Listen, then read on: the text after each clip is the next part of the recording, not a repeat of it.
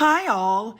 Everything in my video is pulled from the public domain, and I am using them under the Fair Use, Fair Dealings guidelines. Everything I say is my own opinion. You should look into this information for yourselves, but I'm pretty sure I'm right. Good morning, everybody. I wanted to start off this video with this picture of the Ukraine flag. I stand with Ukraine. That's all I can say about this entire thing. All right. We have a lot of information to cover in this video. This is going to be one of my longer ones. So for those of you who don't like my longer ones, I apologize. You're just going to have to suck it up. But there's a lot of new stuff to cover with Ginge and Cringe. So let's just jump right in with both feet and go, shall we? Let's go.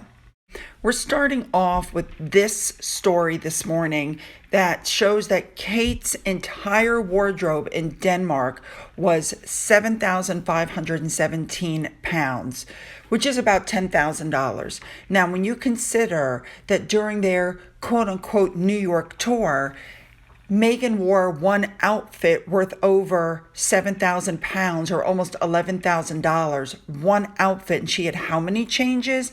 You get to see how, Catherine really didn't spend that much money on her tour. I'm proud of her. I thought she did a great job. All right, moving on. All right, I showed you guys where the Daily Mail had said all these wonderful things about Catherine, and every word they said was true. But guess who had something else to say? Oh, wait, hold your breath. Yeah. Look right above and you can see what Omid wrote. I think the only one licking boots is him, but okay, projection at its finest. But he didn't stop there. And then I guess he thought better of it, and he added this at the bottom, which did not go over well at all. Countess Commonwealth pointed out that we all knew that Omid was going to try to incite hate towards Catherine because that's what he does, but to use Nazi references to do it? And we're wondering when Twitter's actually going to do something about this man. Forget Twitter. When somebody, somewhere, is going to do something about this man. Moving on. All right, this next story... Andrew has a habit of appearing where he's not wanted. Well, here's the thing. The Jubilee, like it or not, the Queen is not his grandmother or his great-grandmother. That's his mother. He's already been stripped of everything. He wants to celebrate the achievements of his mother, but the people just don't want to see him, and this is creating some issues. And we all know that Andrew, well, we've always been told, I should say, that Andrew is her favorite son. So it'll be interesting to see if Andrew appears at anything for the Platinum Jubilee. And of course, we all know that everybody is looking at the role that Harry and Andrew still play with the Queen and the palace. It's the counselor role. If the Queen is unable to fulfill her duties, they're the ones that are supposed to step in. Problem is, Harry technically just doesn't live in the UK anymore, which kind of disqualifies him. And people are saying, leave Andrew where he is, but get rid of Harry.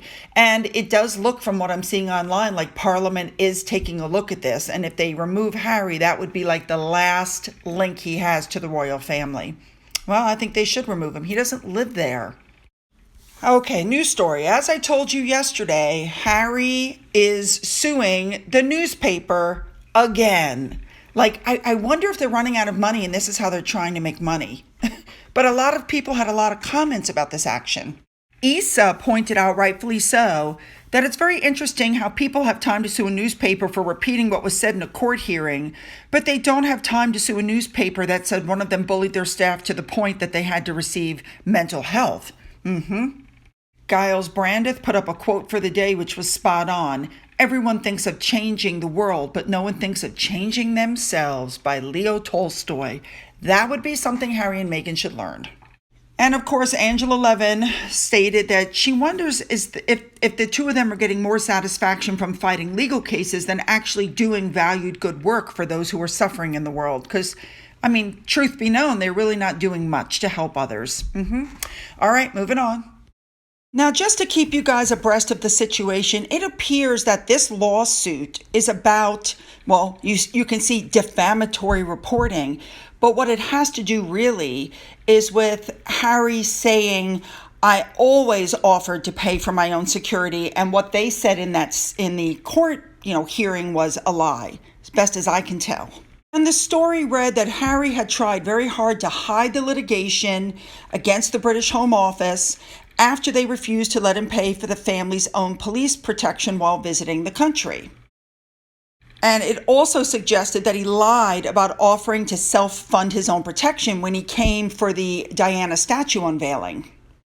So in January, just a couple months ago, the news broke that Harry was fighting to protect his family while visiting the UK, and the headline read, quote, "Harry sues Britain over loss of his bodyguards." However, he's claiming they misrepresented the story. So what Harry is saying is that he first offered to pay for UK police protection in January of 2020, but the offer was denied. But the Home Office said that offer was irrelevant because the police are not for hire, which is correct. As of right now, Harry has privacy claims or lawsuits against News Group newspapers and Mirror Group newspapers. So yeah, this is the third lawsuit that he's got going against these newspapers. I mean, he really needs to come up with something better to do with his time. Ladies and gentlemen, Piers Morgan is back. You guys know how much I love Piers. And they were interviewing him in Sky News. And the first thing he said is, "Hey, Megan, if you're listening, I want you to be my first guest because we have a lot of unfinished business." I love this guy. And Duchess Cornwall said, "Good for you, Piers. Welcome to Australia," because he was in Australia plugging the show.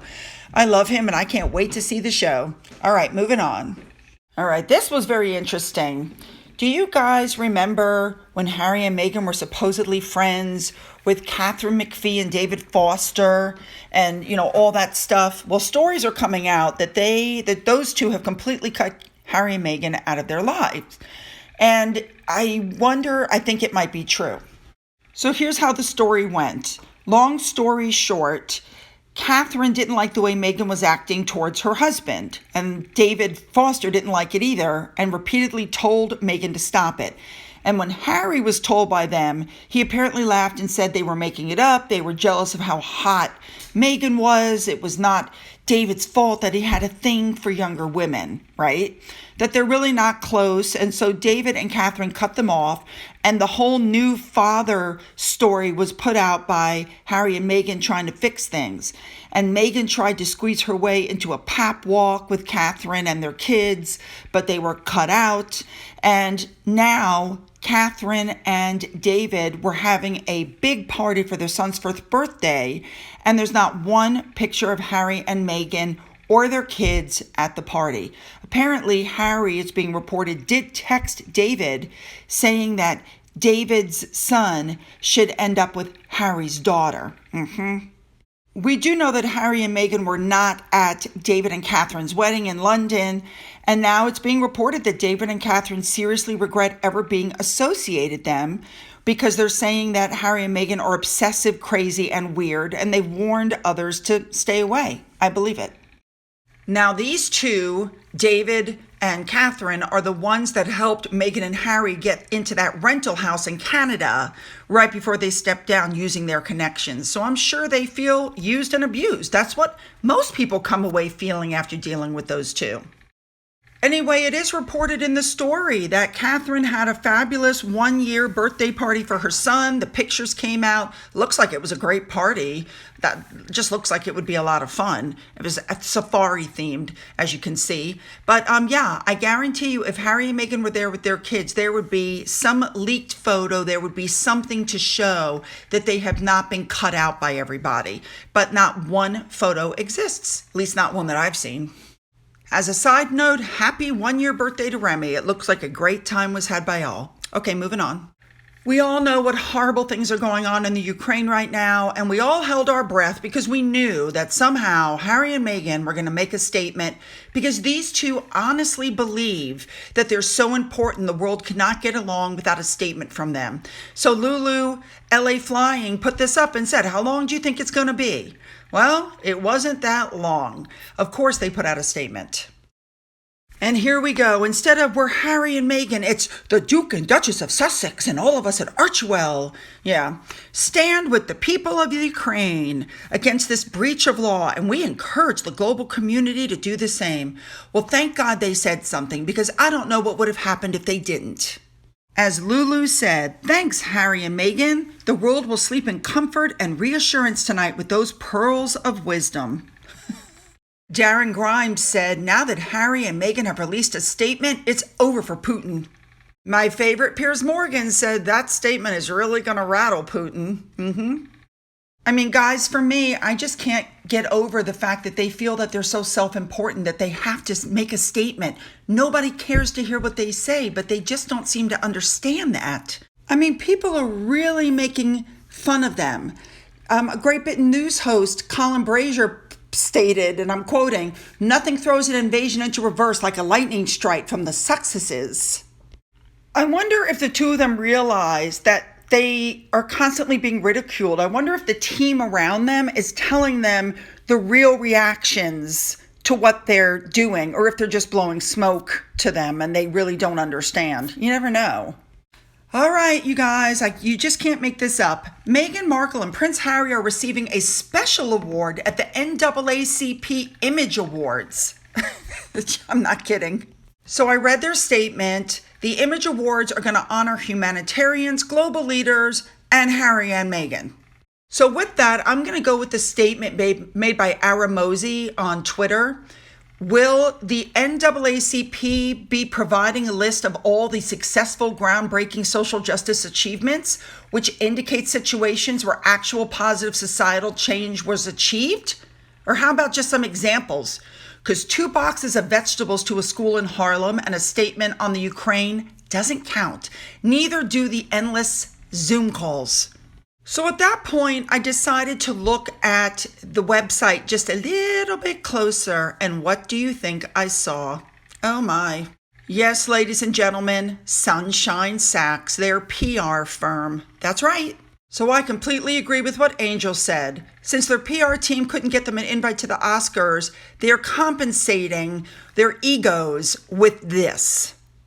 Evans Einstein pointed out that they didn't even issue any kind of a message when Black History Month came around. And it wasn't that long ago that Meghan made the statement that she didn't even know the UK had a Black History Month, even though she had participated in it. Yeah, she's definitely worthy of an award. With her usual grace and style, according to Taz put her finger right on it, that the same PR company that does the awards represents Harry and Meghan can't think of why they were nominated. And this tweet was spot on, because basically they're getting an award from their own PR team when you think about it. Like, seriously, that's what's happening. And it's really a shame, because there are people out there who really are doing things, who are enacting social change. These two aren't. All they're doing is bashing their family. Yeah, what a shame. But I think it's Naomi Skye who put her finger right on it, that this is probably for Netflix, because they have to be seen receiving awards and going to galas and down the red carpet and on the private jets for the documentary. And this is also going to be all out in the book as well. And I think she's right. I think that when the NAACP does this award show, I'm pretty sure if you guys look in the audience, you will see the Netflix crew. Yep. And do you all remember when it was reported that Harry and Meghan had that meeting with Zendaya, I think is how you say her name? Well, it turns out she's going to be presenting an award as well. So that's probably what the meeting was about. Now, you guys should also know that Harry and Meghan teamed up with the NAACP on a new annual award, which I'm sure Meghan will probably want to give out every year, don't you think? And that tells me that them getting an award, if I didn't believe it before, I believe it now. This is nothing more than a business transaction, and Meghan's going to get to hand out awards every year. There you go. All right, we're going to try to end this differently, and this is my 5th attempt at saying this without crying. I know that sounds really weird, but these are people that are in Kiev sheltering inside a subway station from the bombing, and they decided that they were going to sing. I believe these are Christians, and they're singing, one of their hymns. Here you go. And thank you to Christian Emergency Alliance for posting this. І дарував, життя за людей віддав, книгу життя нас записав, своєму слові живому, прийняти тебе віння дав. Right. If that didn't bring a tear to your eye, then there's something wrong with you. So, a very long video, lots of information.